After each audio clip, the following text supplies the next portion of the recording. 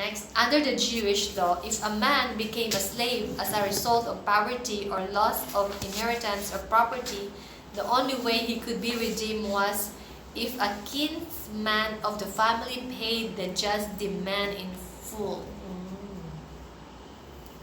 So who is our kinsman redeemer? That is Jesus. How did Jesus became our kinsman? He paid the just demand in full. He paid. We are slave of sin. He paid that. Okay? We are slave of poverty. He paid that. We are slave of sickness, disease. He paid that on the cross. We are slave of rejection, discouragement, oppression, disease and sickness. Jesus paid them all for us. So He is our kinsman redeemer. So let us always remember that we are, or we have been redeemed. Sometimes we forgot that, and we are acting like we are not yet been redeemed. We are a child of God, and sometimes we are acting like we are not a child of God. We forgot who we are. Okay? So we should know our position, our authority, and practice it. So when the enemy we feel is too strong for us to overcome, run into the presence of God. Lord, help! Lord, help me. I cannot do this alone. God, my strength is finished. My hope is gone. God, I want to do this, but there is something that is hindering me. I just don't know where that hindrance comes. There is an opposition. I just don't know, but I feel it. And I see the result around me. There is an opposition. But I don't know how to deal and where is the root of that. I don't know where that one coming from. But you know where. Cut it off. Be in the presence of the Lord. And when you come out, I see this picture. You come there as a tiny cub lion, and when you come out, you are a roaring lion. When you come out of His presence. Right? You come there as a very weak, tiny cub in the presence of God. Because of all these problems, of all these trials, of all this rejection, of all these offenses, you come there as a tiny cub. God, I'm so weak. I cannot sustain this anymore. I have nowhere to run to. I have no one to run to. God, I need your help to overcome this. I don't know. It's just, I cannot think properly. It makes me confused. I don't know where to go. I don't know where to find shelter. And that's the right time to be in His presence.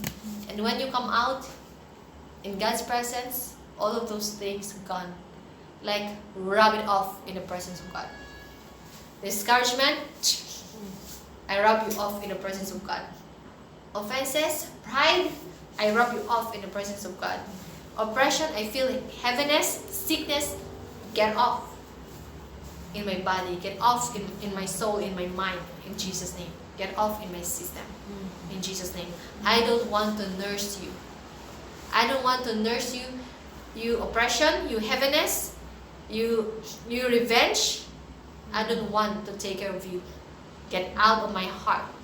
Get out of my life. You have no right. Get out. I open the door, get out, and I close the door now.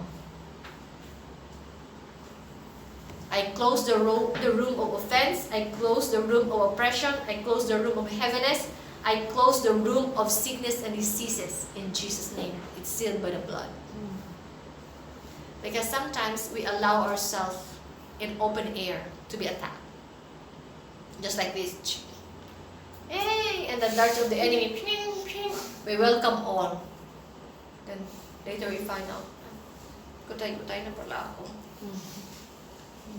Because we are in the open air, in the open field, and we welcome all. Then we find ourselves confused, discouraged, and oh no, how can I go on?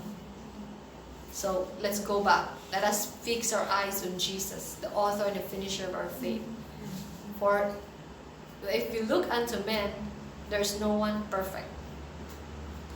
No one perfect.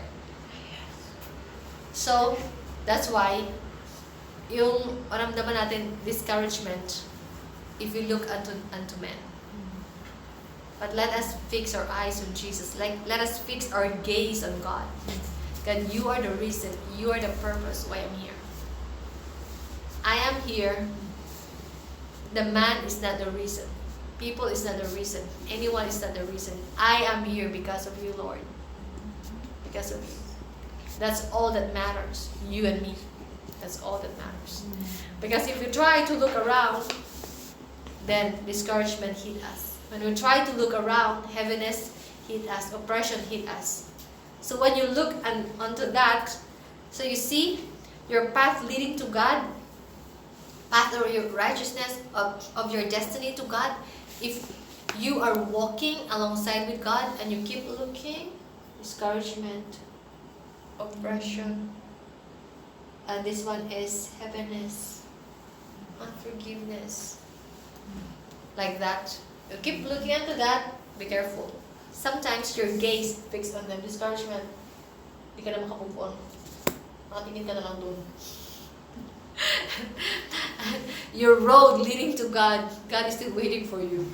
Anak, tama na yan. The Lord is saying, anak, tama yan sa katitingin sa discouragement. Tingnan mo na ako, balik ka na.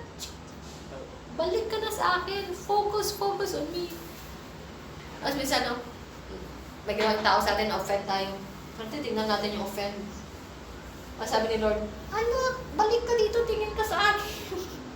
Tingin ka sa akin kasi pag nag-focus ka dyan, abuta ka ng siyam-siyam. Balik. And sometimes, sickness and diseases. Grabe, ang sakit na to.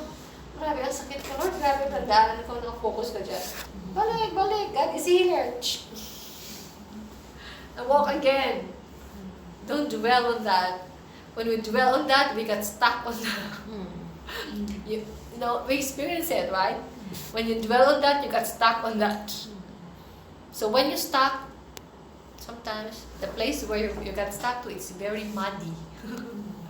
It's hard to get off, muddy, sticky. And sometimes it's like a sand pit. Quicksand. It's like a sand,